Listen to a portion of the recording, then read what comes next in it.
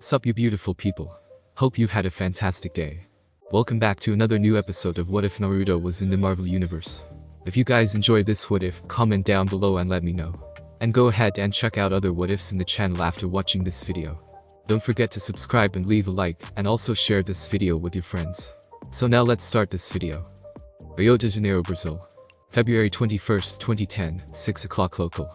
When the guy shooting the gun saw the bullet bouncing off harmlessly, he called in his radio for a different approach. The three cars started close in on them, making their ride a lot rougher. Told you it would be a rough ride, Doc. Eric shouted behind him. Yeah, I heard you the first time. Bruce replied while holding on to his seatbelt for dear life. He took a series of deep breaths while looking into his sports watch. It's quite concerning to see the numbers hovering around 160 BPM on it. It isn't doing good for my heart rate, though. Just hold it in, Doc. I wouldn't want for you to transform while inside the car, would we? Eric asked sarcastically. It's not the same as holding in a deuce. Bruce deadpanned. A few moments later, Eric had enough of the bumpy ride. He slammed on the brake, effectively pushing the car behind him. This gave him enough room to tap the back wheel of the car beside him, sending it to a tailspin. The boxing maneuver was broken, so he took a sharp right turn at the next intersection. This would take him away from the port, but that plan was basically toast now. Eric looked at the rearview mirror and saw two of the three SUVs still following them. But this time, three cars are added to the chase. Three massive matte black mine-resistant ambush-protected vehicles or MRAP. This behemoth of a car is the more agile cousin of the tank without shooting high-powered explosive rounds. Seeing these cars chasing you at 80 kph in the narrow Brazilian streets would make anyone else quake in their boots. Not Eric, though. He thrived in high-stress situations. Seek it out even. Close your eyes, Doc, and hold on tight. We're going a bit faster. Eric warned before flooring the accelerator. He was expecting a quick acceleration or something more exciting, so he was disappointed when he barely felt any kick. Damn it. He reinforced the frame and swapped the glass, but didn't bother with upgrading the engine. He exclaimed. The former SEAL didn't panic, though. He used the lack of acceleration and speed to his advantage, and weaved left and right through the favela's narrow and busy streets. Eric was able to stay ahead of his chasers for quite a while, but his luck and skill could only get so far. A few minutes later, the convoy of black cars is almost catching up to him. He was thinking about what H would do next when his radio blared up. How's it hanging? You alright? Naruto's voice asked. You cheap motherfucker. Can't you have chosen something a little better than this piece of crap? Eric exclaimed. You wouldn't exactly blend in if I gave you a Lambo, won't you? Nobody can see the engine. Hey. I upgraded the shit out of it. No, you didn't. It's the big red button, you ungrateful bastard. You mean the one that says do not touch? Yup. Naruto cheerfully replied. If you open up the engine locks, though, expect the car to break down in 10 minutes. I don't want to leave behind advanced tech, but I use some old school stuff like nose and superchargers. The engine can't handle that much shit though, so it would blow up if it runs for at most 15 minutes. Motherfucker. I can hear you smiling. You watching, aren't you? While eating ramen. Naruto answered with a grin. Oh, you should know that the ship already left. Ross pulled some strings and made the captain leave early. So, what's the plan now? I can arrange a ship from Panama in a week, Salvador in 5 days, Sao Paulo in 2 weeks, or you could make your own way. No. I'll make something happen. I still have my contacts around these parts. So it's your game. No problem. Naruto replied. Can you hand the earpiece to the good doctor? Sure. Eric removed his earpiece and handed it over to Bruce. Doc. He called out. The boss wants to talk to you. Bruce gave an awkward nod and reached for the earpiece before placing it in his ear. Hello. Bruce greeted. Hey Doc. How are you holding up? Alive, but that's not saying much considering. Bruce answered. Not me being ungrateful or anything, but who are you, by the way? I'm the guy that wants to get you out, so my name isn't essential. Naruto brushed off the question. What's important is what I want from you, right? Yeah. Bruce slowly replied. It's a straightforward reason, so a smart guy like you should know I'm telling the truth the moment I say it. Naruto stated. I have 3 reasons to help you. First, I don't want the green dude rampaging in downtown Rio. Second, it's in my best interest to help you cure yourself or prevent the military from getting their hands on your DNA. Simple. That's just plain common sense. Since an army of Hulks can be a lot worse than a nuke. He explained. Lastly, in case you can't find a way to reverse what happened to you, I want you on my side of the court. I'm mostly interested in you doing some science stuff, but not being on the bad side of your alter ego is good as well. I wouldn't want to be at the other guy's bad side either. Bruce commented. So you want to hire me? For what? Another super soldier serum slit. What? I don't care about that. That's old news. Naruto replied incredulously. I got a guy I want you to work with, but it's your choice since he's kind of an asshole. Other than that, you're free to do whatever you want. Somebody made the serum already. A working serum anyway. Oh, hell no. We just got the next best thing. Naruto answered cheerfully. Bruce took a moment to process that information. If you don't have an original serum or recreated serum, the next best thing to have is a biological sample from someone exposed to the serum and has bonded with it completely. The only known case of this was Captain Steve Rogers, Captain America himself. Cap was lost in the Arctic Circle, and even Howard Stark, with all his resources, can't find the guy. If he's heard this correctly, Steve Rogers is found and somewhat intact, or at least recovered a viable sample. You found the captain? Bruce asked incredulously. Something better, Naruto said in a mysterious tone. Anyway, that's for now. Can you give the earpiece back to Eric? Sure. Bruce removed the earpiece and handed it back to Eric. Eric took the earpiece and placed it in his ear. Yo? Eric called out. If you have to abandon the car for some reason, go to the northern warehouse districts. There's a car just outside the number 34 warehouse. Naruto said after taking a sip of the ramen broth. You'll have backups there, so don't engage hostiles after you reach the general area. Your primary objective is to get the banner out of there. The backups can also handle the other guy in case he shows up. Where the hell do you find these guys? Eric asked incredulously. You know what, I don't want to know. He amended.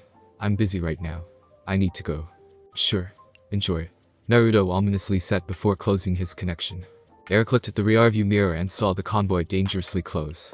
He looked at the street signs and made a mental map to the warehouse district, prioritizing narrow and crowded streets to slow down the huge vehicles following them. But even then, it would take at least 30 minutes to get there, and that's not accounting for the rush hour traffic. Fucking hell. I guess I'm pressing the big shiny red button. Eric mused out loud. You got a timer in that fancy watch of yours, Doc?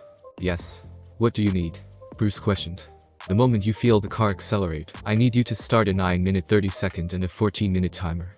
I'll start a countdown of my own. Eric answered. His training is kind of forcing him to create redundancies. Eric drove around for a few more minutes, waiting for the convoy to catch up to them and make their first move. He was not disappointed since one of the MRAPs moved ahead of the convoy and accelerated towards them. Right, when they were about to ram into them, he pressed the red button. The reaction was almost instantaneous, and the front of the rusty Pinto rose due to the acceleration. This, of course, surprised Eric and Bruce as well as everyone outside. Now this is what I'm talking about. Woohoo! Eric exclaimed. No, no, no, no, no, no. Breath in, breath out, breath in, breath out. Bruce repeatedly said, just like a mantra. They quickly left behind their tail. Eric decided to head straight to the warehouse district to get the other car, and to minimize the possibility of his passenger suddenly changing. He could already see the greenish hue crawling up of Bruce's neck, so that's quite concerning. It was around 9 minutes after opening up the engine restrictions when the worst thing that could happen happened. Eric saw a helicopter chasing after them with a guy aiming an RPG straight towards them. Shit. Really? An RPG? Stupid motherfuckers. Eric exclaimed, knowing that it would unleash the beast if it hits them. Killmonger drove the car towards a narrow alleyway with some form of aerial cover. They wouldn't be able to hit them easily, but the alleys won't make them utilize the unlocked engine. 14 minutes. Bruce called out. Fuck. Eric murmured. We need to ditch the car. It'll blow up. He continued while he parked the car at the side of the road. Sure. A run would help my heart rate go down. Bruce sarcastically replied. He's already at 170 BPM. He could feel the other guy fighting his way out. Eric and Bruce were able to place some distance between them and the car. They could hear the car blow up a few seconds later. Eric could hear the helicopter hovering over one of the rooftops. The Black Ops team should be dropping somewhere near them. We're going to get fucked if we stay right here, Eric said while looking around. We need to get up the rooftops or to the open road, so this doesn't turn into a murdering hole. He added before looking towards Bruce. How's your cardio? Better than most, but I can't do more than this, Bruce answered. That's better than nothing, Eric replied. They got themselves out of the tight commercial district into the open highway. They only need to get across it to get to the warehouse district. The only problem was black SUVs, and MRAPs formed a blockade in front of them, while a team is closing in from behind. Fuck. Eric shouted while pulling Bruce inside one of the corner stores, with a vantage point of both the highway and the alley they just came from. Bruce flopped down beside Eric with his eyes closed. He's trying to control his breathing to bring down his heart rate, but it's barely working. Eric could already see the enlarged green arteries running up Bruce's neck. It wouldn't take too much or stress to change him completely. Eric took a peek at the situation, and it's getting direr as time goes on. He pulled down his bandana to cover his face and checked his gear to prepare for a shootout. He's clearly at a disadvantage. Aside from the fact they're outnumbered and surrounded, he's using incapacitating rounds. Inject the tracker to Bruce and get yourself out of there, Eric heard Naruto order. What? Eric asked to clarify. Inject the tracker to Bruce and get yourself out of there. He's about to change. Aren't we supposed to stop him from changing in the first place? Yes, we should. However, the next best thing is to just get him out of the city with minimum damage. Naruto explained. Copy. Eric relented before pulling out an EpiPen-shaped object. This is the injector for a tracking device that should make it easier for them to find Bruce wherever he might end up. Sorry Doc. I got to go, he said, causing Bruce to send him a questioning look. The other guy is about to come out, and I don't want to meet him just yet, he explained. This would enable us to find you, he continued before injecting it into Bruce's arm. The sudden jolt of pain caused Bruce's heart rate to rise above the threshold. He popped 4 smoke grenades to give them some cover. Eric picked up his gear and ran towards the back door. Eric calmly opened the door and smirked when his guests had been proven right. Standing outside the door is Emil Blonsky. Emil Blonsky was a former captain of the British Royal Marines. He's a 5'7", 39 years old, a Caucasian man with blue-green eyes. He should already be a colonel or higher when he left the armed forces, but he stayed as a captain. He reasoned that he would like to stay on the field with his men, but he's just a bloodthirsty battle maniac in reality. Blonsky left the employ of the Royal Marines when they started decreasing his missions due to his age, even after his more than stellar record. The lack of suitable challenge for his skill forced him to be a merc. That's the reason why he accepted Thunderbolt Ross's offer. Hunting down a man that could turn into a green beast machine should give him enough of a challenge. Blonsky was alone at the back exit because he had the men surround the place, leaving the back exit alone. Any person with enough brain cells would try to leave at the back, and he was not disappointed. The Killmonger, huh? Didn't expect to see you here, Blonsky said with a bored tone.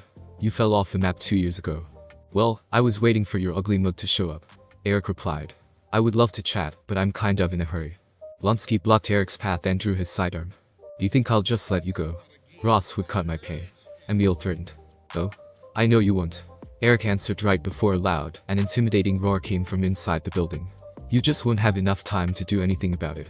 Rio de Janeiro, Brazil. February 21st, 2010, 7 o'clock local. Wow, Chala said in awe.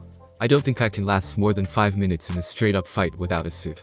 Chala and Naruto are looking at the Hulk breaking through the storefront. Naruto had to admit that seeing the Hulk in person is a lot more intimidating than watching a video. 10 or so feet high with green skin and red-veined eyes. He took on more dangerous people, but the sheer primal force the Hulk is exuding is like facing a Bijuru for the first time, although a lot less pressure. Don't sell yourself short, Naruto started. You last 10 minutes before getting pounded to a pulp. Chala turned his head and looked at Naruto incredulously. You don't know how to talk to people, do you? Chala replied with a raised eyebrow. That's funny coming from you, mister. I'm always talking in an enigmatic whisper. Naruto countered, effectively shutting Chala up. How's the little princess anyway? You have a weird sense of when to start small talk, Chala commented, but Naruto just shrugged. He released an involuntary sigh. She's doing great. 10 years old and already finishing up her high school courses. I'm sure she would finish her college courses in 3 years. Maybe a doctorate in 4. What's that specialized course you guys have again? Wakandan parallel development in science and technology and a whole bunch of other things, but that's what I'm thinking she's going to take, Chala answered. Ah damn overachievers, Naruto remarked. Hey, that's my sister you're talking about, Chala rebuked before getting a bit more subdued. But she's really an overachiever. Naruto released a hearty laugh that Chala mirrored. The round of laughter only stopped when another roar came from the Hulk. Shouldn't you send the backup now? Chala asked. Not yet. Naruto reached for the handheld radio and opened up the line. Eric, how are you doing, buddy? Running. Eric briskly replied. What do you want me to do now?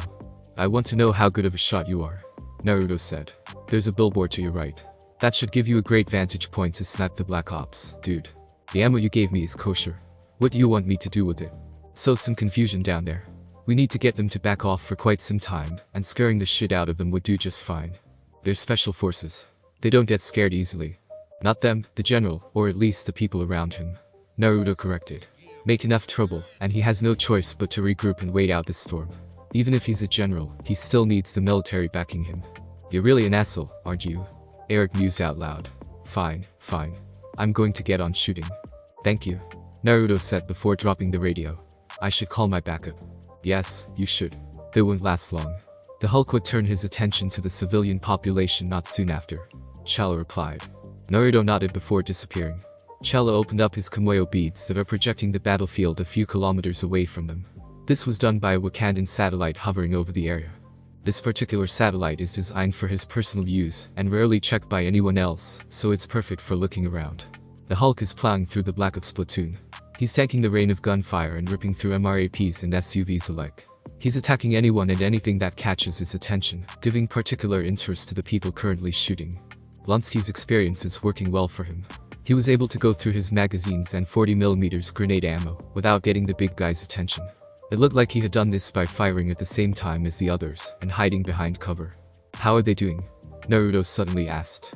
Chala put on his Black Panther helmet before turning around, since he could feel that there's someone with Naruto. When he turned around, he saw a relatively tall woman with brown hair, wearing a full black tactical suit. She has 2 pistols hanging at her hips, along with a few short blades and magazines. However, her get-up's most striking detail is 2 grey gauntlets shaped like a small kite shield. Based on the lines running through the shield and its unnecessary thickness, it should be able to extend to a usable shield. As he was looking over the shield, he noticed that it was made from a very familiar metal. Naruto. Chala called out. Naruto hummed in acknowledgement.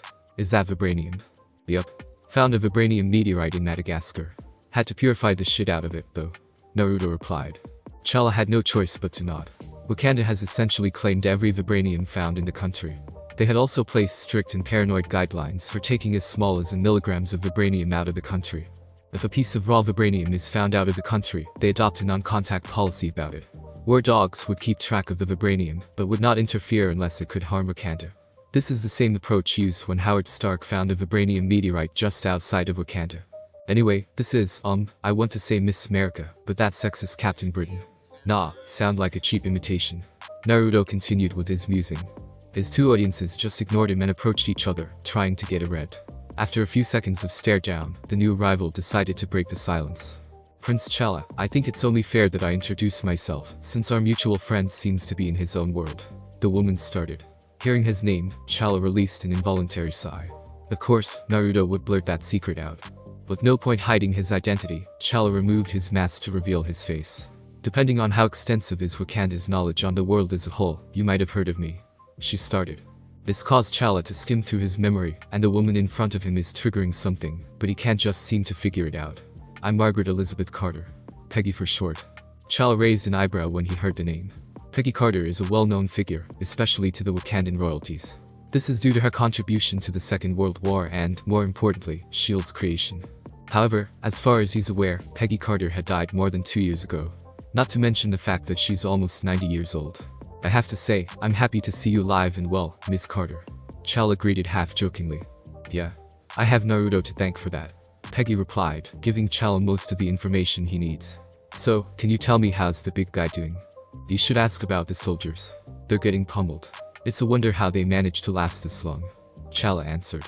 We also have guys shooting them with incapacitating rounds from time to time.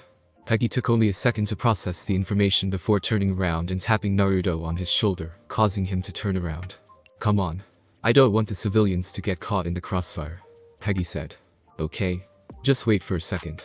Wear your helmet in the meantime. We don't want to mess up with your big debut. Naruto replied before walking towards the radio. I'm going to drop the back of 50 meters north of the battlefield, wearing an old-school tactical suit. Do you copy? Copy. It would be best if you hurried, though.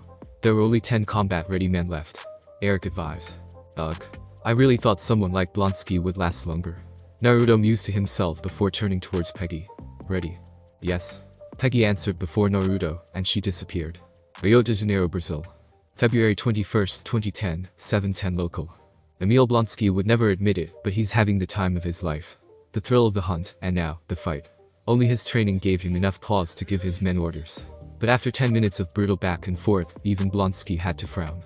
It's fun when you have the chance to get out of the situation, but there's no thrill in the hunt if there's a 100% chance you would get pummeled to the ground.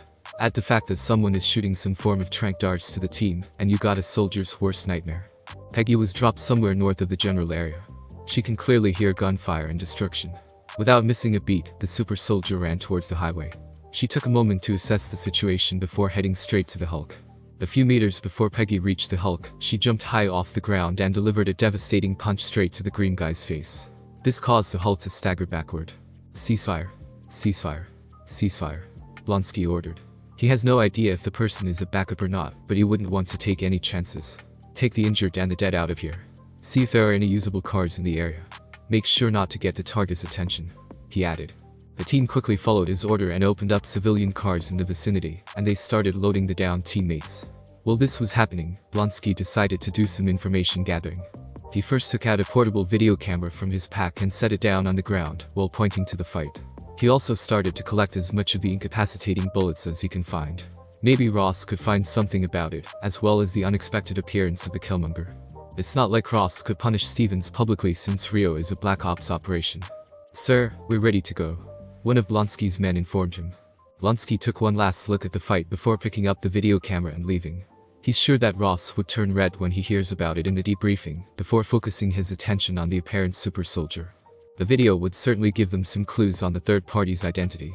Peggy has been given quite the workout. More than what she usually experienced in field missions ever since she changed. However, this level is less than what she had experienced when Naruto trained her to get used to her new body. The female super soldier is using her speed to keep the Hulk's attention on her. She focuses on giving light strikes on her target's lower legs, especially the knees. This isn't enough to hurt the guy, but just enough to annoy and slow him down. When she noticed that the soldiers are out of the general area, she started with the final step to force the Hulk out of Rio. Peggy jumped a few meters back, placing some distance between them. She pulled out one of her pistols, a 7-round Desert Eagle with modified .50 caliber rounds. Naruto had given her 4 types of rounds that might work in driving the Hulk off the city. The first one is a sonic round. This would release a localized burst of high-frequency sound the moment it impacts. Secondly, a stink bullet is made from a concentrated skunk spray. The third bullet is a simple flash bullet. Finally, a spicy round that releases a cloud of capsaicin crystals on impact. She received 3 7-round magazines of each ammo type from Naruto. Peggy opted to use the spicy bullet first to see how the Hulk would react to a different kind of pain. She fired 2 rounds towards her target, one to the face and one to the chest. A white cloud of capsaicin crystals surrounded the Hulk, which immediately sent him into a coughing fit. He kept on scratching his face and throat, trying to get rid of the burning sensation. He can't even concentrate on the cause of the pain. Seeing the spicy bullet's effectiveness, Peggy pulled out her second pistol and changed its magazine to a sonic round. She fired a sonic round and a spicy round in succession every 20 seconds. She takes a step forward with each shot she takes, hoping to push the Hulk. The super soldier is fully expecting the green behemoth to run away any moment now, but she underestimated his tenacity. Having enough of the circumstance, the Hulk blindly rushed towards Peggy's direction. She was able to dodge the charge, but the Hulk had quickly recovered and started sending debris towards her. The situation worsens as time goes on since the Hulk is mixing charges, throwing debris, and punching, effectively decreasing her window to fire some shots in. With no other choice, she holstered her guns and took out 2 grenades. One is a smoke flash grenade, which would disorient the Hulk, while the other is a spicy grenade. Combining the two would hopefully distract the Hulk long enough for her to get out, while dissuading the Hulk from engaging the possible targets. She just needs to step in again in case her plan fails. Peggy crouched to dodge a car thrown by the Hulk before sliding the grenades to his feet. Not 5 seconds later, the 2 grenades exploded.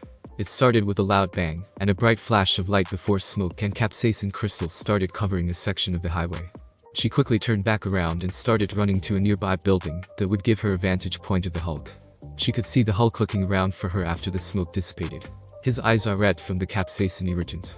To her relief, the Hulk jumped high up into the air, presumably out of the city, after not finding his previous target. "Wow, didn't expect the spicy bomb to work that well," Naruto said as he suddenly appeared beside Peggy. "Don't worry. The big guy is already out of the city." "That's good," Peggy replied while trying to catch her breath.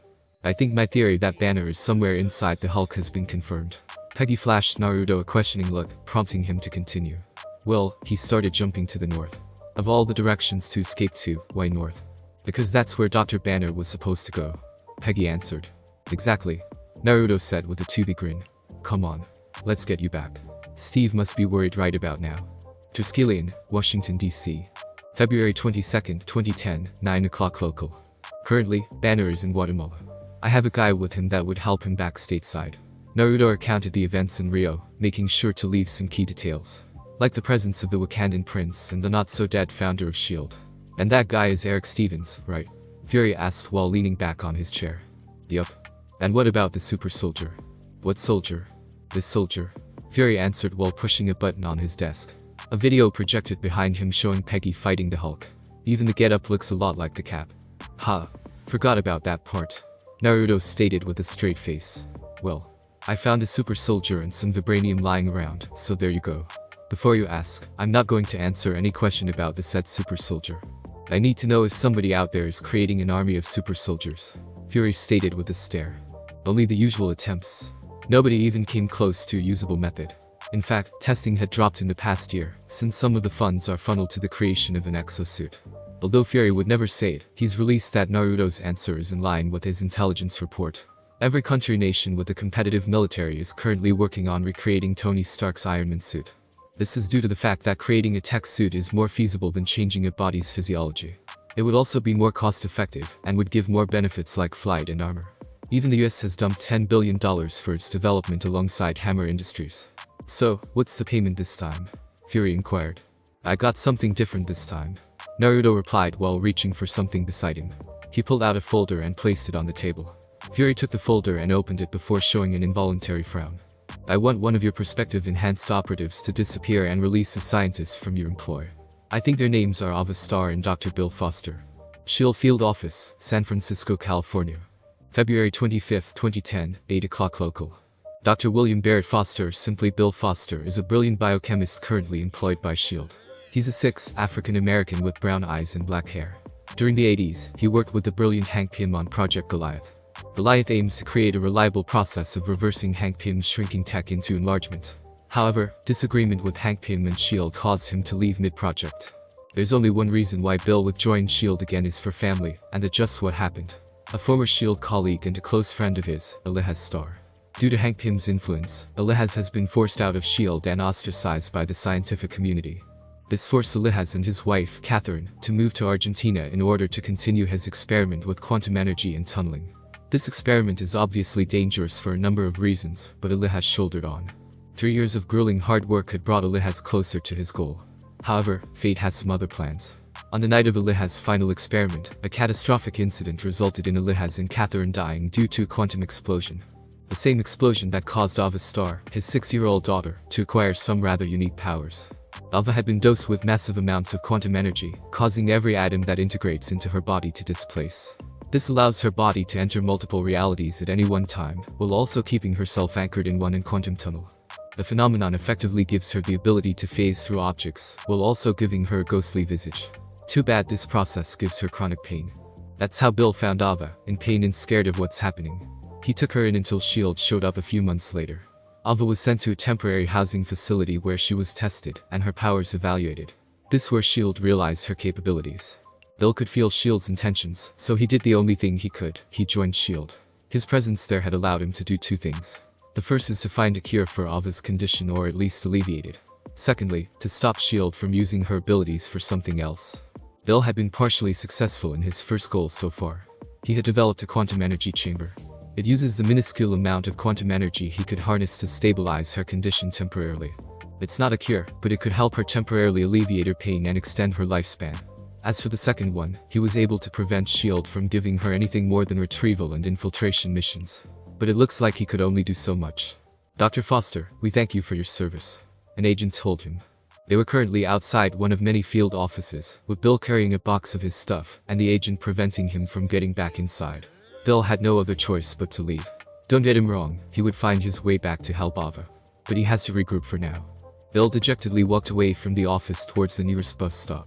He was thinking about what he should do next when an orange sports car stopped beside him. This immediately put him on guard. What are the chances that a recently sacked SHIELD scientist gets kidnapped? Pretty high. Dr. Foster, I presume? A blond man asked as soon as the car window rolled down. Yes, and who are you? Bill asked wearily. I'm just the guy who has you sacked. The blonde replied while opening the passenger side door. The man could see Bill's reluctance. I can also help Ava with her small problem, he added before clarifying something. Help, not cure. Against all logical reasoning, Bill got inside the car. He placed his items in the back seat before locking his seatbelt. I thought you were smart, the man said with a chuckle, causing Bill's anxiety to rise. You should never get into someone's car of a stranger. Didn't anybody tell you that? Let's fix that problem, shall we? The man extended his hand. I'm Naruto Uzumaki. Bill Foster, but you already know that. Bill greeted back while shaking Naruto's hand. You said you have a solution. Hold your horses. We got to establish some things. Make sure you understand what you and Ava are getting into, Naruto countered before driving off. First of all, whatever your decision right now, Ava would be sent on a mission where she would go MIA. So she would leave SHIELD and be in my care in the near future, he explained. Your choice determines if she lives through the procedure or not. What do you need me to do? Bill asked. You need to upgrade the chamber to have Ava's body fully stabilized after treatment from 5 minutes to at least 30 minutes. I don't have the resources to get the amount of energy and resources needed to harvest that much quantum energy for that to work, Bill argued. Let me worry about that. Just write everything you need, and I'll handle it. If you accept it, that is. Naruto replied. Anyway, let's get back to the topic at hand. I have a few plans for Ava, and none of them involves her being unstable. What? You going to use her as shield wood too? Of course. Naruto answered nonchalantly.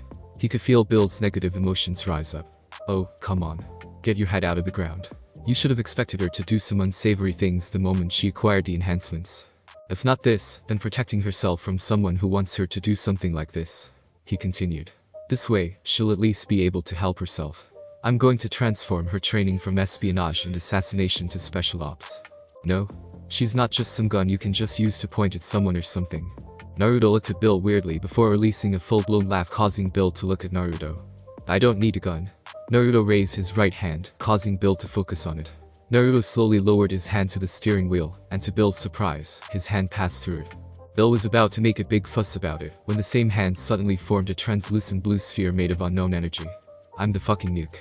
Bill looked at the sphere until it slowly disappeared. It puts some things into perspective. As extraordinary as Ava is, there are a lot more things out there he doesn't know about. Let me get something straight, Naruto said as he stopped the car in front of a fairly large house. I don't need Ava for anything. I'm doing this to keep her out of somebody's hand, and I'm not talking about S.H.I.E.L.D. I'm talking about something much more sinister. Like, conquer the whole world. He explained. So, I don't care what you decide right now. That statement alone made Bill's decision. He can't help but feel he's making a deal with the devil, but there's not much choice. With a heavy heart, he said. Where am I going to work? Answer, Balochistan, Iran. May 5th, 2010, 21:30 local. This is such a romantic date, Naruto. Natasha said. A picnic set, a sky full of stars. She added. 2 kilometers from a black site nuclear research site, and spying on a girl. Oh, come on. You're the one who wanted to come with. You should thank me that I brought out the picnic set. Naruto argued. I'm not mad, really. Natasha replied. Just concerned that we're going to kidnap someone. Think less of it as kidnapping and more as a rescue operation. You gonna remember that we're giving her a new chance at life. Natasha released an audible groan before answering. I hate it when you're right. Naruto held himself back from commenting. 3 years of living with Nad and Jess had given him a few insights into the female psyche. He just held on to this small win. The plan itself is pretty simple. Fury would open up one intelligence report he's been holding on to. Something that could get Hydra's attention. Like maybe a Black Ops Iranian nuclear research facility looking into upgrading the nuke's effectiveness. Of course, they could use their own resources to get it, but who would want that? That's where Pierce would come in. Pierce would file a mission to S.H.I.E.L.D., and Fury would use a recently upgraded asset with a clean track record as a test run, Ava Starr codename Ghost. For some unforeseen reason, Ava would go into full quantum decomposition even before she reaches the facility. Leaving nothing but her suit behind, or at least that's what Naruto wants them to think. In reality, he would just rescue her way back to San Francisco. This way, Pierce won't be able to blame anyone officially. Sure, he might try to Fury about it, but a valuable asset was already gone. Fury can also spin it as something of the World Security Council's fault. They were trying to get Ghost weaponized for a few years already, with Pierce spearheading the effort. All Fury has to say is that he granted their wish by removing the only holdup, Dr. Bill Foster, who also happens to be the point man for Ghost's primary care. Let's talk something else while we wait for Ghost to arrive, Naruto said while opening up 2 Coke bottles, one for each of them. Heard you got another long-term mission. Want to give up some details about that? He asked, genuinely curious. He has kept his promise to stay out of the girl's business unless it's an emergency or they ask for his help. Nope. Natasha replied with a cheeky grin. Besides, you'll know about it soon enough. There's no point in telling you about it. Oh, come on. Pretty please. Naruto insisted with his puppy dog eyes. Too bad that Natasha has developed a certain amount of immunity to his charms. No means no. Natasha reiterated before she felt her phone vibrate. Besides, you know that a Quinjet is coming. She continued before standing up. Damn it. Shouldn't have used it on the kinky stuff yesterday. Naruto murmured, causing Natasha to release a burst of full-blown laughter. He picked up the picnic set before following Natasha. So, how do you want to do this? What do you mean how? Aren't we just picking her up? Natasha asked. Yeah. But how do you want to approach Ava? Naruto said animatedly. Good cop, bad cop. Devil's offer. The angel's descent. The genie in a bottle. He continued on and on. Natasha stopped in her tracks and looked at Naruto incredulously. How can you have so much time in your hands to watch that many movies? Clones. Should have known, Natasha said with a shake of her head. She then proceeded on hiking towards the research base. Where are you going? Naruto asked. Intercepting Ava. Isn't that what are we supposed to do? Yeah, but she's that way. Naruto answered while pointing to the north of them. She doesn't need the front door. A barred air vent would do just fine. Ugh. You tell me now. Natasha grumbled before walking towards the pointed direction. The pair walked in silence for another 10 minutes. Natasha was following Naruto's footsteps halfway through their short hike. Apparently Iran is paranoid enough to place mine around the area. At the middle of the minefield, one of the air vents. Where is she? Natasha inquired. Right there. Naruto pointed in front of them. In that direction, a silhouette is walking towards them. As the person gets closer, they could see a woman wearing a white tactical suit and mask. The mask is a little creepy due to the red optics. However, she quickly stopped in her tracks when she saw the two people sitting on top of the air vents she was supposed to get into. Ava Starr. Naruto called out when their target stopped a few meters away from them. You have time to talk. Ava didn't respond, but her lack of movement suggests that she's at least willing to hear them out. She tapped her ear as a message which was immediately understood by Naruto. At least there's proof that she's not loyal to S.H.I.E.L.D. Don't worry about the comms. From what they know, you're crawling through the vents right now. Naruto said. You've just been sold to me in exchange for a previous job. He paused when he realized what he just said. Wait, not sold. Traded. That's not much better, is it? Fuck. Can you help me out here, Nat? Natasha rolled her eyes at Naruto's obvious ploy. Well, obvious to her. Naruto carefully chose his words to further drive a wedge between S.H.I.E.L.D. and Ava. Making Ava feel like S.H.I.E.L.D. consider her disposable while Naruto is the person that wants her. It will instantly create some level of trust from Ava. At the stupid act, and Naruto has basically created a relatively harmless persona. Of course, there's a chance that Naruto's scatterbrain tendencies just happen to come out now. This guy, here. Natasha pointed to Naruto. He got Bill Foster out of S.H.I.E.L.D. for a few reasons.